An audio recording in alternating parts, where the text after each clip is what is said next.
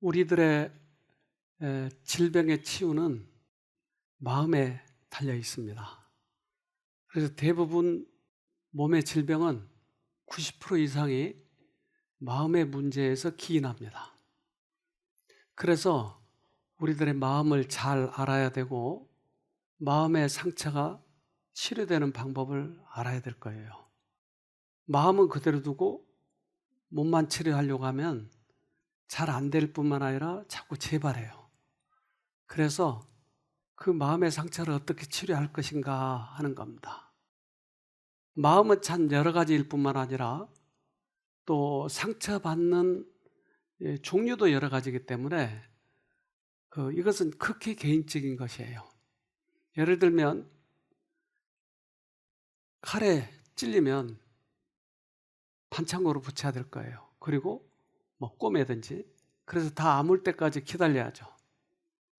그런데 똑같이 나의 외모 속에 또 하나의 네모가 들어있어요. 근데 그 네모가 상처를 입으면 안 보이니까 말의 상처를 입었을 수도 있고, 또는 다른 사람이 어떤 폭력을 휘두르실 수도 있고, 그런 것에서 상처를 받았다 이 말이에요. 그런데 상처를 받았는데 또 그 사람에게 또 폭언을 하면 더 상처가 깊어지는 거예요. 안 보이니까 함부로 하는 거죠. 그래서 이 마음의 상처를 잘 치료하면 회복될 수 있을 텐데, 마음의 상처가 안 보이니까 함부로 다룬 거예요. 상처가 나서 아파서 지금 다른 사람을 피하고 있는데 왜 너 혼자 있어? 끌고 와가지고 두들겨 패면 상처가 더 깊어진다 이 말이에요. 그래서 우리는 마음의 상처는 어떻게 받는 것인지, 어떻게 치료해야 될 것인지, 이런 부분들을 좀 알아야 되겠죠. 그래서 이 과학자들이 마음의 세계를 알기 위해서 애를 쓰는 거예요. 우리의 마음은 어디 들어있을까요? 마음이 아프면 가슴이 아파요. 그래서 그놈, 그 죽여라. 마음이 아파요. 근데 이 마음이, 가슴이 아프지만 사실은 마음이 뇌에 들어있어요. 그래서 어쩌면 센서가 이 가슴에 있을 뿐인 것 같아요. 가슴을 쥐어짜잖아요, 마음이 아플 때. 근데 이 속에 폐도 바꿔보고 또 그 심장도 바꿔보고 했는데 마음은 안 변하는 거예요. 그러니까 마음은 이 뇌 속에 들어있는데, 이 뇌 속에는 이렇게 돼 있어요. 이게 그 뉴런이라고 하고, 그 뉴런과 뉴런이 연결돼 있어요, 이렇게. 근데 이 연결돼 있는 이것을 신경선이라고 그래요. 이 뉴런은 한 1000억 개 정도 있어요, 우리 뇌에. 그러니까 엄청 많아요, 1000억 개. 이 1000억 개의 뉴런은 색깔을 감지하는 것도 있고, 과거의 어떤 추억을 기억하는 것도 있고, 이렇게 여러 가지가 있어요. 예를 들면 내가 이 살색을 좋아한다 이 말이에요. 근데 이 좋아하는 이유는 살색을 입은 이쁜 아가씨가 나에게 와서 프로포즈를 했다. 그럼 그 다음부터는 살색만 보면 그 아가씨하고 연결되어 있는 거예요. 그런데 어느 날 살색 입은 아가씨가 와서 나를 발로 찼다. 그러면 살색을 싫어하게 되는 거예요. 그러니까 우리의 뇌 기억은 극히 개인적인 것이라 그것이 상처를 어디서 입었는지 다 알 수가 없다고 하는 것이에요. 근데 이것이 1000억 개 정도 되는 거니까 다 알 수가 없어요. 어떻게 연결되어 있는지. 어떤 사람은 노란색, 어떤 사람은 파란색, 어떤 사람은 녹색, 다 좋아하는 색깔도 달라요. 그래서 이 뉴런이 있는데, 이 뉴런 기억도 하고 또 감각도 하고 여러 가지가 있는데, 이 뉴런을 확대시켜 보니까 이렇게 생긴 거예요. 그러니까 저 작은 거를 확대시키니까 오른쪽에 있는 그림처럼 저렇게 생겼어요. 뉴런의 세포체에서 길게 뻗어 있는 축색은 이 정기적인 신호를 다음의 뉴런에 전달하는 전기줄이라고 할 수 있다. 축색에는 아주 긴 것이 있는데 무려 1m나 되는 것도 있다. 신호가 전해지는 속도는 일초에 100m 정도이다. 다수의 축색은 미멜린 수초라는 세포로 쌓여 있다. 미멜린 수초는 절연체로 전기를 통하지 않는다. 그래서 이 뉴런과 뉴런 사이에 전기줄이 있다. 이걸 신경선이라고 하는데 이것은 전기로 서로 왕래를 하는 거예요. 그래서 연결을 해주는데 우리의 뇌파를 찍으면 뇌파가 있어요. 이것은 전기가 흐르고 있다는 얘기예요. 그러니까 모든 이 신경선이 전기로 다 가는데 전기선과 전기선이 딱 붙으면 어떻게 되죠? 합선이 되면 역할을 못해요.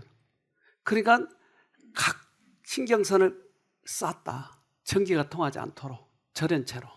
전기줄처럼 그렇다 이 말이에요. 그런데 이 신경선, 뉴런과 뉴런 사이에 신경선이 있는데 이 신경선 사이에 중간중간이 끊어져 있는 부분이 있는데 그것을 시냅스라고 그래요. 근데 이 끊어져 있는 부분은 전기로 가다가 거기는 뭔가 넘어가야 되지 않겠어요? 넘어가는 부분은 화학물질로 넘어가는데 예를 들면 도파민이라든지 또는 여러 가지 아드레날린이라든지 이런 것들로 인해서 넘어가요. 거기가. 기분이 좋아. 누가 나를 안아줘서 뽀뽀해주고 기분이 날아갈 것 같아. 그러면 도파민이 팍 가는 거예요. 그래서 그걸 사진으로 찍었는데 이렇게 생겼어요. 지금 오른쪽에서 왼쪽으로 넘어가고 있는 거예요. 도파민이라고 하는 게. 그러니까 왼쪽은 그 리셉터라고 이제 받아들이는 거예요. 그래서 도파민이 흘러나오면 이것을 받아요. 그러니까 전달을 해, 다시. 그러니까 이것이 기분이 좋을 때는 확 올라오는 거예요, 그게. 근데 도파민이 적으면 기분이 착 가라앉는 거예요. 이게 좌우되는 사람이 있어요, 이게. 자주. 그 조울증은 바로 그런 건데, 이게 도파민이 안 나오면 기분이 우울해지잖아요. 그래서 이것을 업시키는 약들을 먹기도 해요. 그런 것들이 마약이기도 해요. 그러니까 우리의 마음이 잘 조절하면 그렇게 잘 나오는데 잘 안 나오면 사람들은 욕망을 가지려고 그런 걸 먹어요. 그리고 잘못하면 중독이 되죠. 그렇게 해서. 그러니까 우리들의 뇌가 이렇게 됐다 이 말이에요. 그런데 우리들의 기억은 새로운 기억이 생겨날 때마다 이런 도파민이 많이 나오거나 아주 툭 떨어지거나 그래서 기억이 돼요. 충격적인 건. 누가 나를 주먹으로 되게 세게 쳐가지고 이빨이 부러졌다. 그럼 그 사람이 잊어버려요? 안 잊어버려요? 안 잊어버려요. 우리 뇌가 그렇게 돼 있어요. 근데 아주 이쁜 사람이 나를 안아줬다. 그러면 그 얼굴을 보는 와. 그래서 그 여자 옷 입은 것만 봐도 다른 사람이 비슷한 옷만 입으면 가슴이 뛰어요. 그런 거 해봤는지 잘 모르겠는데 저렇게 좋아하시는 거예요. 그런데 우리가 저도 노트북을 쓰고 있는데 여기에서 제가 자료가 지금 이 속에 많이 들어있거든요. 근데 자료를 저장할 적마다 이 워드 같은 거를 이렇게 작성하다가 끌려 그러면 저장하시겠습니까? 하고 물어봐요. 그러면 yes. 그러면 쏙 하드에 들어가는 거예요. 그런데 no. 그러면 없어져. 날아가 버린 거예요. 누가 나를 때렸어요. 그 죽일 놈. 이렇게 계속 곱씹으면 내 이 단백질 속에 쏙 들어가서 기억이 돼버린 거예요. 그런데 인생 살다 보면 다 맞을 수도 있고 다 그런 거야. 잊어버리자. 하나님 잊어버리게 해주세요. 그럼 이게 날아가 버린 거예요. 그래서 원수를 기억한 게 좋아요? 아니면 그것을 없애버린 게 좋아요? 근데 여러분 왜 가지고 있어요? 그 왼수. 어떻게 하면 기억한다고요? 곱씹으면. 그러면 우리들의 머릿속에 저런 것들이 들어있는 거예요. 저 왼쪽 제 여자가 제 첫사랑이고 그 옆에 있는 사람이 돈 떼먹은 사람이고 이렇게 우리들의 머릿속에는 이런 것이 들어있다 이 말이에요. 그래서 충격적인 사건만 내 머리에 남아있는 거예요. 군대에서 옆에서 수류탄이 터졌어. 이거 잊어버릴 수가 없어요. 근데 어떤 사람은 에이 까짓 거 그럴 수도 있는 거야. 살아서 기쁘다. 그렇게 해서 지나가는 수도 있는데, 와, 내가 하필이면 군대 와가지고 저놈이 나를 저렇게 죽이려고 해. 계속 곱씹으면 이게 속으로 들어온다 이 말이에요. 우리 영상 하나 봅시다. 오늘 새벽 2시 반쯤 경기도 연천 중부전선 최전방 2005년 6월 비극적인 사건이 발생했습니다. 한 사병이 같은 내무반에 있던 동료들에게 총기를 난사 8명이 사망했습니다. 당시 같은 내무반에 있던 신태준 씨는 극적으로 살아남았습니다. 2명이 크게 다쳤습니다. 내무실에 총 난사하는 장면이나 수류탄 터진 거나 주위에 동료들 죽어 있는 거나 기타 등등 그때 일어났던 일을 다 기억하고 있습니다. 이게 아침약 그 당시 충격은 신태준 씨를 여러 계속해서 사병들이 괴롭히고 있지만 있습니다. 이 사람만 정신에 지금 문제가 생긴 거예요. 다른 사람은 다 없어졌어요. 근데 이 사람은 자꾸 곱씹은 거예요. 우리들이 기억을 할 때 그 기억을 아이들에게 좋게 하려면 자꾸 되풀이 시키면 잊어버릴만 하면 또 다시 그러면 기억이 쏙 들어가요. 그래서 잘 안 잊어버려요. 그런 것처럼 우리들의 나쁜 추억도 곱씹으면 이렇게 되는 거예요. 너무나 그걸 또 충격적으로 받아들이면 그렇게 되기도 해요. 그런데 이 약을 먹는 것은 그 추억을 없애는 약이 아니고 그 생각을 둔하게 만들어서 잘 흥분하지 않도록 한 것이에요. 이게 지금 약이에요. 근데 이 모든 사람마다 다 자기의 아픔이 있기 때문에 누가 어떤 아픔을 가지고 있는지 얼마만큼 깊은 상처가 있는지 다 알 수 없어요. 근데 과학자들은 이렇게 얘기해요. 신경 전달 물질의 양과 작용의 세기가 마음의 움직임에 큰 영향을 미치고 있다. 그래서 아까 신경 전달 물질이라고 하는 게 도파민이라 이 말이에요. 이 도파민이 많이 오거나 또는 세로토닌 같은 게 많이 오면 아주 차분해지고 기분 좋고 하는데 갑자기 뚝 떨어져 버리면 이게 충격이 오거나 그렇다 이 말이에요. 그러면 이 충격이 오는 이것이 우리들에게 기억하게 만든다. 마음에 영향을 크게 미친다. 그러니까 마음에 영향을 크게 미칠 수 있는 방법은 뭐예요? 충격적인 일들만 우리가 기억한다니까요. 그래서 내게 과거의 추억이 계속 돌아가는 것은 그 과거의 그 추억을 잊어버리지 않고 기억력 속에다 담아놓은 거예요. 이 노트북의 자료가 그 기억이 들어있는 것은 하드 속에 들어있어요. 하드, 즉 돌멩이에요. 반도체인데 반대초 속에 들어있는 거예요. 근데 우리들의 뇌는 단백질 속에 들어있어요. 그래서 그 단백질 속에 전기장치가 세게 오면 이게 탁 심어지는 거예요. 그 다음에 전기를 보내면 다시 그것이 꺼내져서 다시 되살아나는 거예요. 이렇게 돼 있어요. 그런데 내가 안경 쓴 사람이 나를 두들겨 팼다. 그러면 안경 쓴 사람 볼 적마다 그 사람 생각이 나는 거예요. 저 네 분에 지금 2분 다 안경 써가지고 제가 미워야 될지 말아야 될지를 지금 생각 중에 있습니다. 그러니까 안경 쓴 사람이 나를 두들겨 팼다 그러면 안경만 봐도 그런 그 트라우마가 생긴다 이 말이에요. 그런데 안경 쓴 이쁜 아가씨가 나를 안아주면 신경선이 바뀌어 버린 거예요. 우리가 그래서 회복될 수 있다고 하는 것이요. 사람마다 다 각기 다른 트라우마가 있는데 어렸을 때 아빠가 술 먹고 행패 부리고 두들겨 패고 그러면 그 아이의 뇌 속에는 술만 봐도 그런 생각이 드는 거예요. 아빠 같은 중년층만 봐도 그러는 거예요. 그런데 이 사랑을 받은 아이들은 정상적으로 자라요. 이게 뇌 신경선도 그래요. 그런데 사랑을 받지 못한 아이들 누가 있죠? 고아 같은 아이들. 그 아이들의 뇌가 크기가 이렇게 달랐어요. 그래서 왼쪽은 정상적인 아이고 오른쪽은 그런 아이들이었어요. 미국 UCLA 연구팀은 엄마의 사랑을 꾸준히 잘 받아온 3세 아이의 뇌와 내버려지거나 방치되고 학대받은 3세 아이의 뇌 촬영 사진을 비교 분석했다. 그 결과 사랑을 받고 잘 자란 아이의 뇌는 크고 잘 발달된 반면 사랑 없이 자란 아이의 뇌는 작고 검은색 뇌 색깔을 나타냈다. 연구팀은 사랑받고 잘 자란 뇌는 추후 지적 능력과 사회성 발달에 뛰어난 반면 뇌가 제대로 자라지 못한 아이는 마약 중독이나 폭력 등의 각종 범죄와 연관될 가능성이 높을 수 있다고 분석했다. 또한 정신 건강과 각종 다른 질병에도 더 쉽게 노출될 우려가 있다고 덧붙였다. 그래서 그 신경선이라고 하는 게 굵게 연결이 되면 이게 많은 충격에도 감당할 수가 있어요. 근데 이 신경선이 가늘게 연결이 되면 작은 충격에도 쉽게 전기선이 쉽게 발열하듯이 그렇게 돼 있다.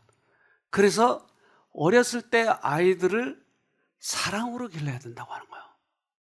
엄마가 없는 아이들의 머리가 저렇게 작아져 버린다니까요. 그래서 우리 며느리 둘 다 저하고 약속하고 결혼시켰어요. 결혼하면 직장 그만두기로 한다. 애만 기르기로 한다. 그래서 예스 했어요. 그래서 우리 귀한 아들 둘 줬어요. 근데 걔들이 뭐 선생도 하고 그랬는데 걔들이 그러니까 아이들에게 있어서 엄마만큼 이 세상에서 엄마만큼 나에게 대해줄 사람은 한 명도 없어요. 근데 그 엄마가 나를 길렀을 때 아이들은 정상적으로 자라요. 엄마만큼 나를 사랑하는 사람이 없으니까. 그런데 엄마가 없는 아이들은 저렇게 잘 안 자라는 거예요. 어떤 아이들은 이 언어에 장애가 와요. 그래서 성경에서는 고아와 과부를 불쌍히 여기라고 한 거예요. 그래서 될 수 있으면 그 아이들을 사랑으로 대해주고. 그런데 이것을 치료하기 위해서 어떤 사람들은 내면 아이라고 그래요. 심리학 같은 데서. 그래서 그 아이의 어렸을 때까지 내려가자. 그래서 너 과거의 추억을 한번 기억해봐라. 그리고 아빠가 술 먹고 나를 때렸어. 그러면 내가 아빠 역할을 해주는 거예요. 그리고 그 아이에 가서 감싸주고 내가 그때 잘못했어. 그러면 그 추억이 어느 정도 잠잠해진다고 하는 거죠. 그래서 저도 그것이 일리가 있는 것 같지만 진리 안에서는 아니더라고요. 과거의 추억을 자꾸 나쁜 추억을 떠오르게 하도록 하지 않았어요. 하나님은. 치료할 수 있는 유일한 방법은 하나님의 사랑을 부어주는 것이었어요. 자, 우리 뉴스 하나 봅시다. 국내 연구팀이 불안이나 공포의 기억을 저장하는 뇌 장소와 원리를 세계 최초로 규명했습니다. 네, 나쁜 기억으로 고통받고 있는 이른바 트라우마 환자들의 치료에도 활용될 수 있을 것으로 보입니다. 소재영 기자입니다.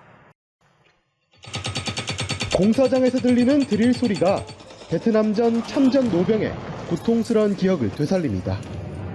마치 수십 년 전 전쟁터로 되돌아간 듯 빗발치는 총소리와 폭발음이 노병을 덮치고 노병은 그대로 바닥에 쓰러집니다.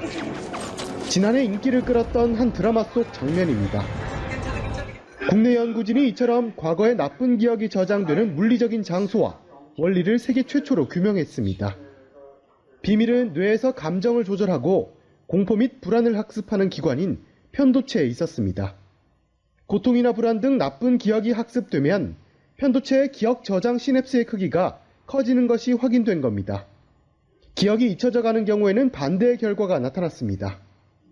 기억이 소거되게 되면은 공포 기억에 저장될 때 커졌던 시냅스들이 다시 작아지는구나라는 그런 직접적인 증거를 눈으로 저희들이 확인할 수 있었습니다. 앞서 해당 연구팀은 지난 2018년에도 뇌의 해마에서 기억을 담당하는 기억 저장 시냅스를 세계 최초로 발견한 바 있습니다. 공포 기억과 기억 저장 시냅스의 관계를 규명한 연구 결과는 앞으로 외상 후 스트레스 장애, PTSD 치료의 새로운 실마리를 제시할 수 있을 것으로 보입니다. 기억 저장 시냅스를 정말 자유자재로 조절할 수 있게 되고 정말 기억을 없애든지 다시 생기게 하는 게 자유로워진다면은 PTSD와 같은 이런 질환에도 적용할 수 있을 것이라고 예상됩니다. 해당 연구 결과는 국제신경과학 학술지인 뉴런에 게재됐습니다. 자, 그러니까 우리 뇌 속에 기억 저장 장치가 있는데 거기가 시냅스라고 하더라. 그런데 이것을 기억하면 할수록 시냅스가 커지더라. 그리고 없어지면 줄어들더라. 그러니까 과거의 추억을 잊어버리지 못하는 병을 PTSD라고, 외상후 스트레스 장애라고 한다. 그런데 우린 지금 이 병에 시달린 사람이 있다 이 말이에요. PTSD, 과학 잡지에는 이렇게 얘기해요.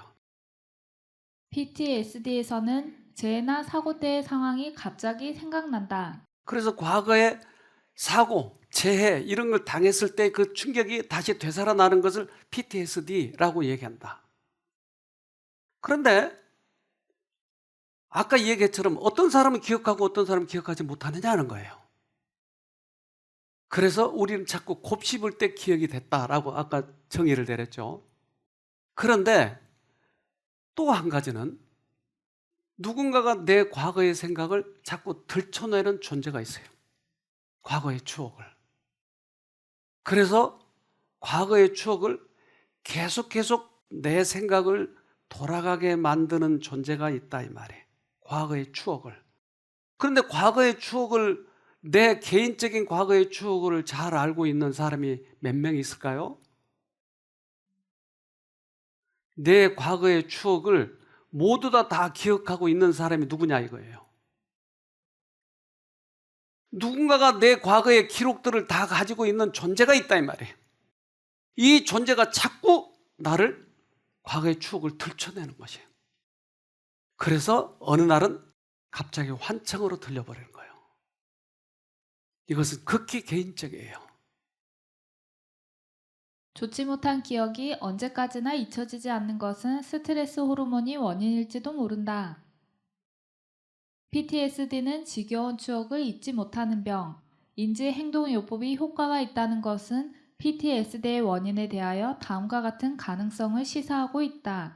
아스카이 박사는 사건이나 사고를 당하면 처음에는 큰일로 생각되지만 차츰 새로운 기억에 의하여 사건의 이미지가 바뀌고 정신적 반응도 유연해진다. 그러나 PTSD에서는 이 메커니즘에 장애가 있을 가능성이 있다. 그래서 과학적으로 이런 것을 밝혀놨어요. 그러나 과거의 생각들을 자꾸 되살리고 있는 존재를 빼버리니까 근본적인 문제가 해결이 안 되는 것이에요. 그래서 이 근본적인 문제는 결국은 우리는 영적 존재가 있다고 하는 것이에요. 그래서 그 영적 존재, 사단은 우리들의 과거의 기록을 모두 다 기록하고 있어요. 가장 약한 부분을 알고 있어요. 그래서 그걸 다시 되살리고 그가 자꾸 그려주더라 이 말이죠. 사단은 쇠줄에 결박된 사자처럼 분노하여 사람들의 마음과 몸을 지배하는 일에 자신의 힘을 무제한으로 발휘했다. 네, 사단은 우리들을 그래서 붙잡은 거예요. 요즘에 동물의 세계, 곤충의 세계에 좀비라고 하는 것들이 있어요. 그것은 곤충에 바이러스 같은 게 들어가가지고 그 뇌를 점령해서 조정해버리는 것도 있다 이 말이에요. 우리 영상 하나 봅시다. 뛴 것은 기생벌이 거미를 찌르면서 시작합니다. 거미 안에 알을 낳고 그곳에서 애벌레가 부화합니다. 애벌레들은 숙주의 체액을 양분으로 삼아 자라나는데요. 이 단계에서는 아직 거미의 행동에는 아무런 변화가 없습니다. 애벌레가 성숙되어 가면 그때부터 거미를 좀비화시키는 신경독을 쓰게 됩니다. 이것은 기생한 지 만 2주 후에 시작되어 서서히 진행합니다. 이때부터 거미는 평소에 만들던 집과는 완전히 다른 집을 만들기 시작합니다. 집을 다 지으면 거미는 둥지 중심의 자리를 잡고 곤충을 포식하는 것이 아니라 직접 쫓게 됩니다. 그와 동시에 유충을 위한 고치를 만듭니다. 적절한 때가 와서 유충이 숙주의 체내에서 부화하면 숙주를 잡아먹고 성체가 되기 위해 미리 준비된 고치를 이용하는 것입니다. 거미를 자기 마음대로 조절해서 자기 집까지 짓게 만드네요. 조절하네요, 조절. 누군가가 내 안에 알을 낳아가지고 나를 조종하고 가네요. 그래서 끊임없이 자신에게 소리를 들려주고 그 소리의 명령에 순종하도록 만드는 병이 PTSD라고 얘기해요.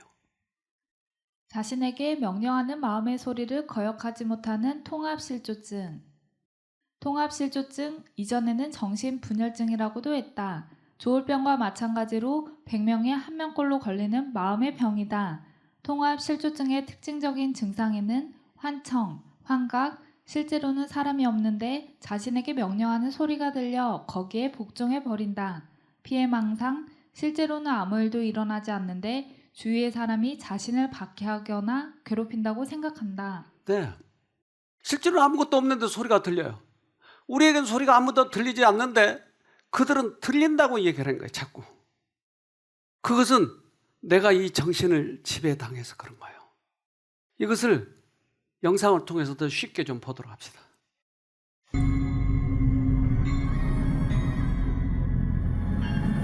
우리는 살아가면서 슬프고 기쁘고 화나고 하는 감정과 관련된 일들이 더욱 기억이 잘 되는 경우를 흔히 봅니다. 이런 기억들은 편도체와 관련되어 있기 때문입니다.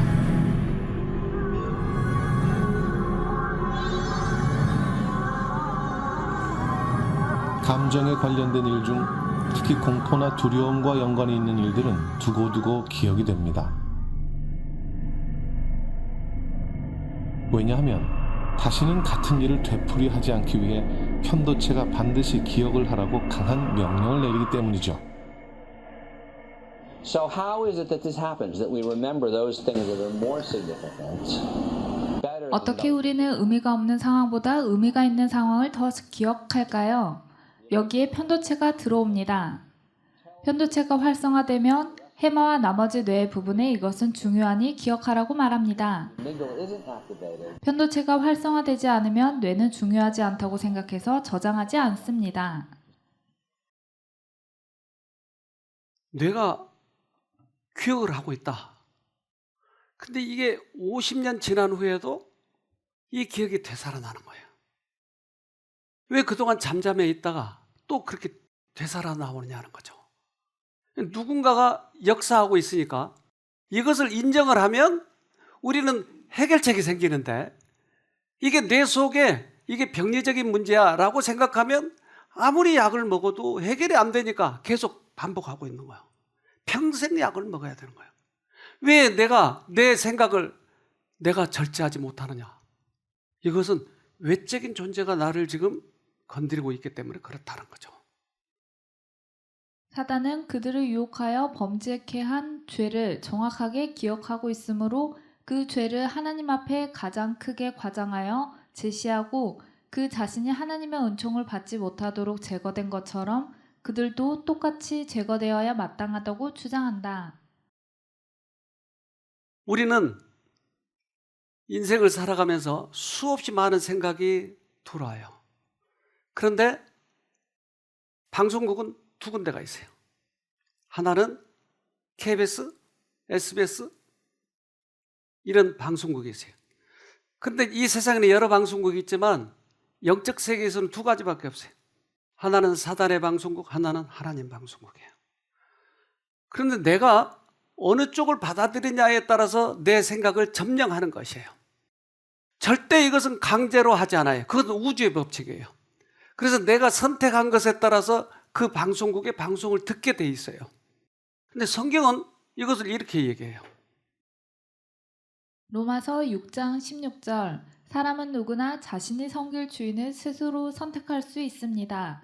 가령 여러분은 죄를 주인으로 섬겨 죽음을 부를 수도 있고 순종의 종이 되어 의에 이를 수도 있습니다. 여러분 스스로가 자신을 바치는 바로 그 대상이 여러분의 주인이고 여러분은 그의 노예가 되는 것입니다. 우리들에게는 가장 중요한 자유의지가 있는데 이 자유의지 가지고 내가 하나님 쪽을 선택하느냐 사단 쪽을 선택하느냐 하는 것이에요. 그러면 내가 흘러간 대로 내 생각대로 내 욕망대로 내 감정대로 가버리면 대부분 선택할 필요도 없어요. 그건 무조건 사단 거니까. 그래서 나는 하기 싫은데 공포가 있다 이 말이에요. 나는 하기 싫은데 과거의 추억이 돌아간다 이 말이에요. 미래에 대해서 두렵다 이 말이에요. 그렇다면 이때 적극적으로 채널을 돌리면 되는 거예요. 하나님, 날 도와주세요. 그러면 우리가 채널이 바꿔지는 거예요. 여기에 많은 그러한 분들이 오시지만 본인이 선택을 하지 않으면 결국은 이 채널이 안 돌아간 거야. 아무리 설명을 하고 아무리 잘 대해줘도 본인이 결국은 선택을 해야 돼요. 왜? 모든 사람은 자유의지를 가졌고 자기 스스로 선택할 그런 의무가 있고 자유가 있어요. 그런데 그것을 하지 않고 그것을 대신할 수 있는 사람은 이 세상에 아무도 없어요. 그러나 지극히 사랑하는 사람이 그를 위해서 간절한 기도해 줄 때 그것이 효과가 있더라고요. 그래서 때때로 부모가 자녀를 위해서, 자녀가 부모를 위해서 간절한 기도를 드릴 때 그게 되더라고요.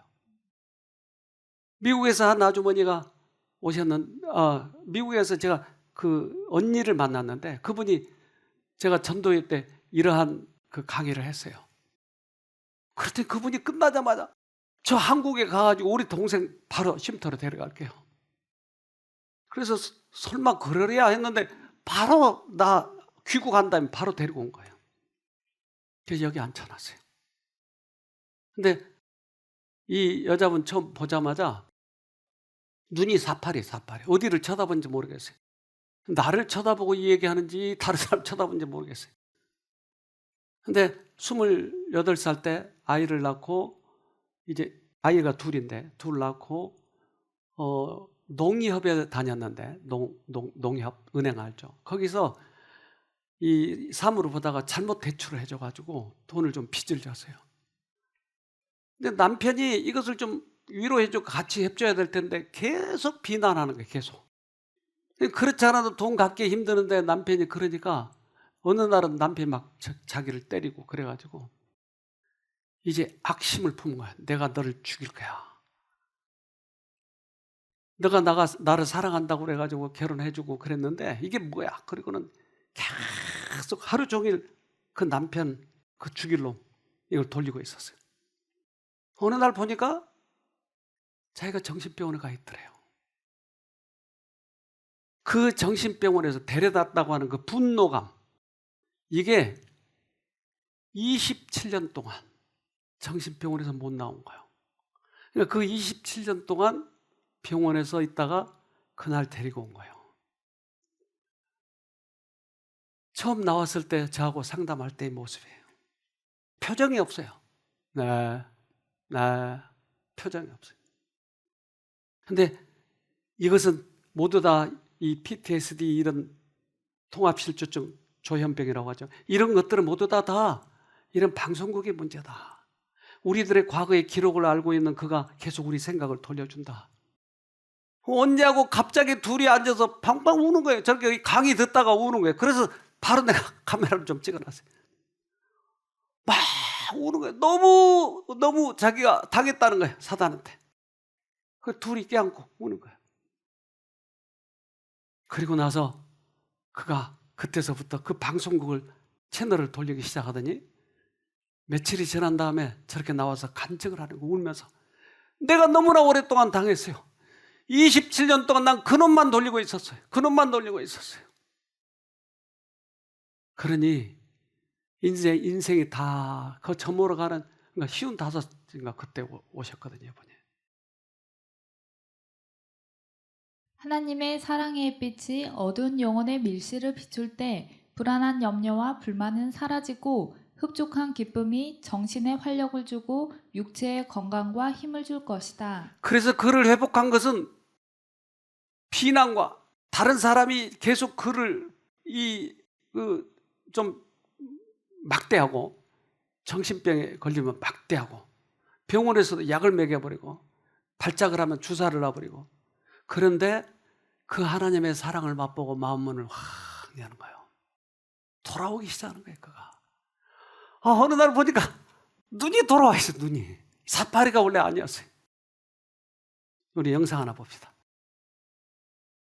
큰 사고나 자연재해를 겪고 난 뒤에 외상 후 스트레스 장애에 시달리는 사람들이 많습니다. 이 외상 후 스트레스 장애를 치료하는데 이른바 사랑 호르몬으로 알려진 옥시토신이 도움이 된다는 연구 결과가 나왔습니다. 이성규 기자입니다. 전쟁이나 테러, 지진이나 쓰나미 등 대형 참사를 겪으면 우리 몸은 극심한 스트레스를 겪습니다. 이 같은 스트레스는 일상적인 스트레스와 달리 우리 몸이 잘 극복해내지 못합니다. 기억력 감퇴 등 인지 기능이 떨어지고 불안이나 공포 등에 시달리게 됩니다. 이른바 외상 후 스트레스 장애입니다. 국내 연구팀이 외상후 스트레스로 손상된 인지기능 회복의 단서를 찾아냈습니다. 핵심은 호르몬의 일종인 옥시토신. 뇌에서 생성되는 옥시토신은 출산이나 모유 수유를 할 때 많이 분비됩니다. 사랑 등의 감정을 높여 일명 사랑 호르몬으로 불립니다. 연구팀은 옥시토신을 투여한 생쥐에게 극심한 스트레스를 줬습니다. 이후 인지기능 회복 정도를 알아보기 위한 수준 미로 찾기 실험에서 이 생쥐는 정상 생쥐만큼 빨리 길을 찾아냈습니다. 본 실험에서는 기억 능력이 어떻게 됐는지를 측정하였고요. 그래서 옥시토신을 투여한 동물은 이러한 기억 능력이 정상으로 회복되었습니다. 연구팀은 또 코를 통해 옥시토신을 투여하면 뇌로 직접 옥시토신이 전달돼 일반 주사 투여보다 효과가 좋다는 점도 밝혀냈습니다. 이번 연구 결과는 옥시토신을 이용한 외상후 스트레스 치료제 개발에 도움이 될 전망입니다. YTN 사이언스 이성규입니다. 옥시토신이 거기에 활용이 되네요. 옥시토신은 언제 나온다고요? 애기 젖 먹일 때, 또 분만할 때, 또 남녀가 서로 사랑할 때. 그런데 이 사랑이 가장 큰 것은 어디서 올까요? 잘 모르세요? 예수님이 나를 사랑하신다고 하는 것을 내가 마음으로 받아들일 때 급격히 나오는 거예요. 그 사랑을 경험하면 회복이 된다 이 말이에요. 그리스도의 마음에서 흘러나오는 사랑만이 치유의 능력을 가진다. 마치 나무의 수액과 체내의 혈액처럼 속에 사랑이 흐르는 사람만이 상한 심령을 회복시킬 수 있다. 그래서 이 사랑이 회복시키는 거예요. 이게 실제적인 옥시토신 가지고도 실험해봤지만 실제적으로 하나님의 사랑을 경험하면 급격히 회복되더라니까요. 아까 그 아주머니처럼. 예수님이 이 땅에 오신 이유가 바로 그것 때문에 오신 것이. 당신이 만드신 이 사람들을 위해서 그 죄값으로 당신이 죽으셨다고 하는 것이에요. 그 사랑은 이루 말할 수가 없는 것이죠. 어떤 사람도 그가 이적을 행하셨다고 말할 수는 없었으나 능력, 곧 치료하는 사랑의 능력이 그에게서부터 병자와 고난당하는 자에게로 나왔다.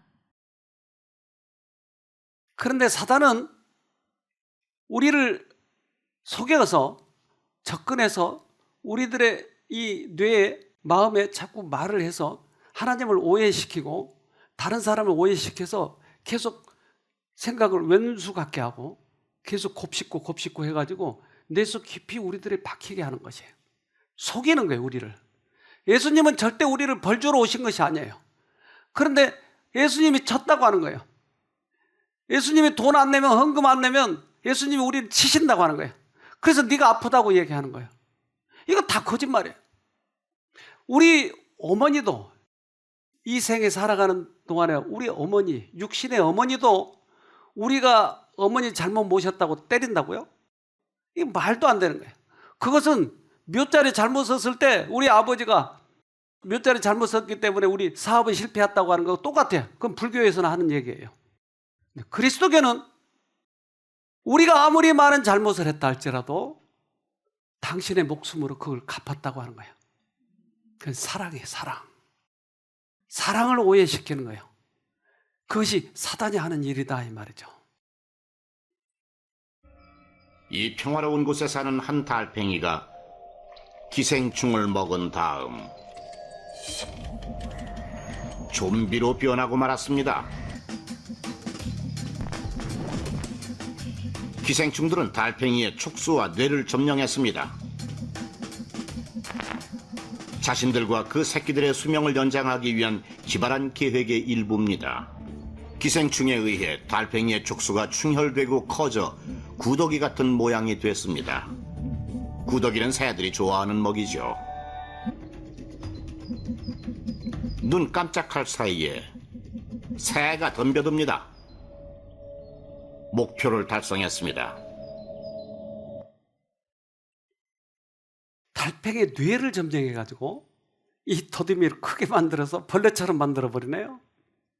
그런데 그 달팽이는 자기가 그렇게 당한 줄 알까요? 몰라요. 우리의 뇌를 점령당하면, 우리들의 정신을 점령당하면 우리들은 선을 악으로 생각하고 악을 선으로 생각하는 거예요. 우리 뇌가 점령당해버리기 때문에. 이사야 5장 20절 악을 선하다 하며 선을 악하다 하며 흑암으로 광명을 삼으며 광명으로 흑암을 삼으며 쓴 것으로 단 것을 삼으며 단 것으로 쓴 것을 삼는 그들은 화 있을진저. 그래서 이 감각 자체가 바뀌어버린 거예요. 우리들은 이 넣어주는 생각대로, 사단은 우리의 감정과 생각을 넣어줄 수 있는데 하와를 꼬실 때처럼 먹음직하고 보암직하고 지혜롭게 할 만큼 탐스러운 생각을 넣어줬기 때문에, 감정을 넣어줬기 때문에 먹었어요. 그것처럼 지금도 달팽이의 뇌를 점령한 것처럼 우리들의 마음을 점령해버린 거예요. 아무리 그렇지 않다고 얘기해도 점령당하면 그는 무서워요. 그래서 밤에도 무서워하고 또 밖에도 못 나와요. 밖에 나오면 다른 사람이 나를 째려본다고 생각하고. 뇌가 점령당해서 그런 거예요. 그렇기 때문에 여기에서 벗어날 수 있는 유일한 방법은 그렇게 하지 마 이거 가지고 안 된다니까요. 그리스도의 사랑이 필요한 것이에요. 어려움을 미리 생각하기 때문에 인생의 짐을 배나 더 무겁게 하는 사람들이 많이 있다. 네. 그래서 우울증 환자들은 미리 닥치지 않는 일에 대해서 염려하고 있는 거야. 무섭게 생각하고 있는 거야. 그들의 생각의 경향을 바꾸는 데는 단호한 노력이 있어야 할 것이다. 그러나 바꾸는 일은 가능하다. 이 생과 내 생을 위한 그들의 행복은 그들의 마음을 즐거운 것에 고정시키는 데 달려있다. 그들로 하여금 상상에 불과한 어두운 장면에서 눈을 돌려 하나님께서 그들의 앞길에 뿌려놓은 은혜를 보게 하고 또한 그것들을 초월하여 보이지 않는 영원한 것을 바라보게 하라. 자, 그래서 우리는 자유가 있고 선택력이 있기 때문에 우리들이 무엇을 생각하느냐 하는 거예요. 내 감정을 들여다보고 과거의 추억에 매달려 있고 그 과거의 나쁜 것들을 계속 돌려가면서 생각하게 하는 것은 사단이 하는 거고, 우리의 눈을 계속 예수님께 고정시키고 미래를 바라보고 천국을 바라보면 우리는 얼마든지 이길 수 있다고 하는 것이에요. 이것을 우리가 옆에서 도와주자고 하는 거예요. 우리는 성경절도 외우고 때때로 찬양도 하고 하나님 부르고, 이것은 우리들의 관심이 이제까지 사단이 넣어준 감정에 있었지만 이제는 바꾸자고 하는 거예요. 근데 이것은 누가 하느냐? 내가 하는 거예요. 그래서 본인이 할 수 있도록 우리는 도와줄 뿐이지 할 수 없는 거예요. 다른 사람은 절대 할 수 없는 거예요. 이것은 자유의지에 속한 것이기 때문에.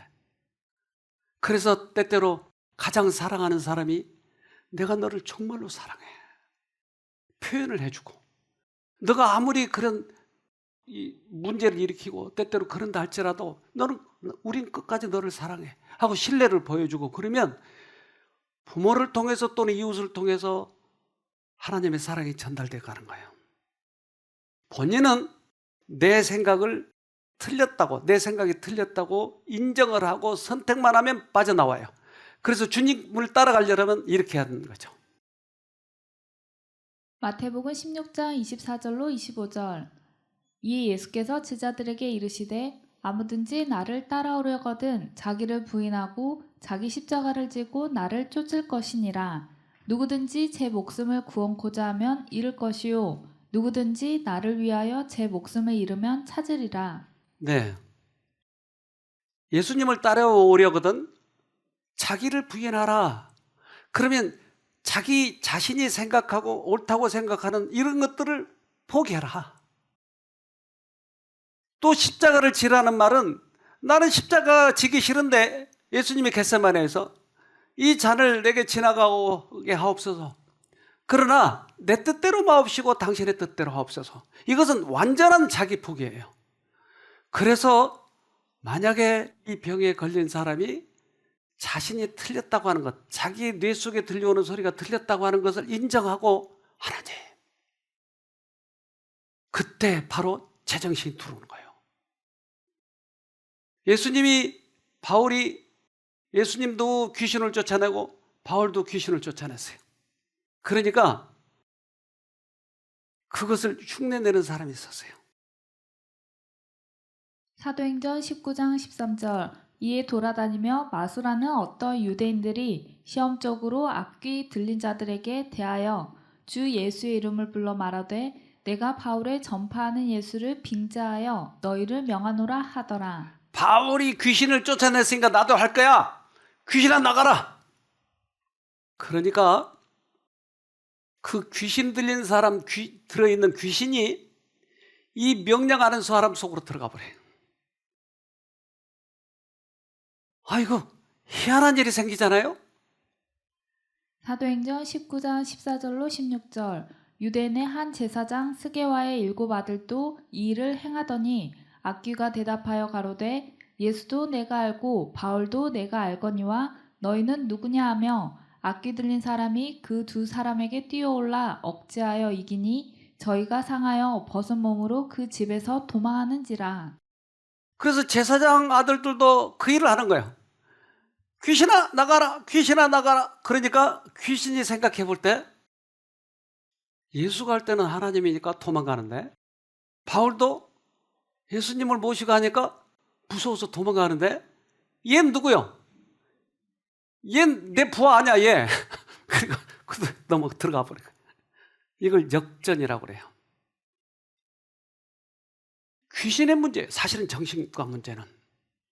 그렇다면 이 귀신을 쫓아낼 수 있는 사람은 누구냐? 그래서 기가 막힌 일이 신문에 났는데요. 뭐라고 그랬어요? 70%가 발작 증세, 의사 중 자살률 최고, 미국 여의사 20년 병력 고백 큰 파문. 정신과 의사 70%가 발작 증세를 나타낸다는 거예요. 그 자신 정신과 의사이기도 한 제이미스는 한 차례 자살을 기도했을 정도로 중증의 정신분열증 환자. 그는 정신의학계에서 파문당하는 것이 두려워 20년 동안 자신의 질환을 숨겨왔다고 폭로했다. 문제는 정신과 의사의 정신질환이 제이미슨에게 국한된 것이 아니라는 데 있다. 지난 94년 한 조사에 의하면 정신과 의사들의 3분의 2 가까이가 정신질환에 의한 발작 증세를 보인 것으로 나타났고, 이들은 의사들 중에서도 자살률이 가장 높은 것으로 집계됐다. 그래서 이게 약으로만 해결될 문제라고 또는 병리적인 문제라고 생각했던 사람이 그들에게 접촉했을 때 그들이 더 세니까 넘어와 버린 거예요. 그럼 이 문제를 누가 해결하죠? 하나님을 알지 못하는 사람, 하나님과 관계를 갖지 않는 사람이 할 때는 당한다니까요, 이렇게. 그래서 이 귀신을 쫓아낼 수 있는 능력이 있는 분은 하나님밖에 없어요. 그래서 예수님이 이 땅에 오셔서 그 일을 하신 것이, 한 아주머니가 학원을 했는데 이 학원을 하다가 망해버린 거예요. 동업을 했어요. 동업을 하다가 망했어요. 둘이 싸움이 대판 벌어졌어요. 죽이고 살리나 난리였어요. 근데 그때서부터 밥을 먹을 수가 없는 거예요. 그래서 계속 닝계를 맞는 거예요. 근데 이제 의사들도 손을 다 들었어요. 그래서 여기를 데리고 왔는데 처음에 이게 눈에 초점이 없는 거예요. 어딜 쳐다본지 모르겠어요. 자기 스스로 잘 걷지도 못해. 그래서 옆에서 봉사자들이 도와주고, 그리고 이들에게 사랑을 베풀어주고, 하나님 불러보세요. 우리 같이 찬양할까요? 그러니까 서서히 눈이 좀 돌아오는 것 같더라고요. 그리고 이제 앉을 때마다 찬양합시다. 성경절을 외워봅시다. 그런데 이제 산책을 데리고 나가는데 이분이 그때 40몇 살이었거든요. 근데 산책을 데려갔는데 목이 말라가지고 물을 자기 스스로 마실 수도 없는 거예요. 그래서 옆에서 물을 마시게 해주는 거예요. 우리 집사람하고 여기 그 주방장하고 그걸 끌고 가는데 갑자기 그냥 옷을 입은 채 소변을 누워버린 거예요. 이렇게 기가 막힌 일들이에요. 그런데 그가 하나님을 찾기 시작하니까 그가 성경을 읽기 시작하는 거야. 그가 하나님을 부르기 시작하니까 찬양을 하고 얼마나 눈이 또렷또렷해졌는지 몰라요. 제가 밖에 나가 있는데 전화가 왔어요. 원장님, 그분이 지금 탁구를 쳐요. 탁구를. 이 약을 많이 먹고 이 병을 오래 하는 사람은 운동 못해요. 탁구 못 쳐요. 탁구를 치기 시작하는 거예요. 유혹이 그대를 엄습하고 근심과 걱정과 어두움이 그대의 심령을 둘러싸는 것처럼 보일 때 그대는 그대가 마지막으로 빛을 본 그곳을 바라보라. 그리스도의 사랑 안에서 그리고 그분께서 돌봐주시는 보호 아래 안식을 얻어라. 그는 하루 종일 근심이었어요. 그래서 그 학원 어떻게 하지? 그 빚 어떻게 갚지? 그놈, 나하고 동업받는 그놈 찾아야 돼. 계속 하루 종일 돌리고 있었어요. 근데 그 생각을 끊고 하나님 부르고 그가 그럴 때 회복이 되기 시작하니까 저렇게 노래를 하는 거예요. 어느 날 보니까 주방에 가서 주방 일을 도운 거예요. 우리 집사님 중에 한 분 딸이 수학을 못 해가지고, 그런데 이분이 학원을 했던 분이라, 수학 선생이라, 이분이 수학을 가르치기 시작하는 거예요. 정말 깜짝 놀랐어요. 그가 회복되기 시작한 거예요. 어떻게 수학을 가르쳤어요? 여기 수학 선생님 몇 명 계시는데 수학이 정신이 많이 필요해 이게. 그래서 아무라도 저거 못 가르치는 거예요. 저걸 보고 너무나 깜짝 놀랐어요. 누가복음 4장 18절 주의 성령이 내게 임하셨으니 이는 가난한 자에게 복음을 전하게 하시려고 내게 기름을 부으시고 나를 보내사 포로된 자에게 자유를 눈먼 자에게 다시 보게 함을 전파하며 눌린 자를 자유케 하고. 예수님이 오신 이유 뭐라고요? 사단에게 포로된 자유를 자유하러 오셨대요. 목적이 그거예요. 그리고 이것이 옳은지 저것이 옳은지 잘 모르는 사람에게, 눈이 먼 자에게 다시 보게 해준대요. 사단에게 꽉 눌려줘 하루 종일 그 고통 속에 있는 자를 자유케 하러 오신 거래요. 예수님이 오신 이유예요. 질병에서 자유, 암에서 자유, 정신병에서 자유. 오늘 그 하나님을 꼭 만나시기를 바랍니다. 기도합시다. 하늘에 계신 아버지, 우리들을 구하러 오셨건만 우리가 많이 오해하고 말았습니다. 하나님을 믿는다고 했지만 그 하나님을 진심으로 찾지 못했습니다. 이제 병들고 힘들고 고통스러운 그 모습 그대로 주님 앞에 왔습니다.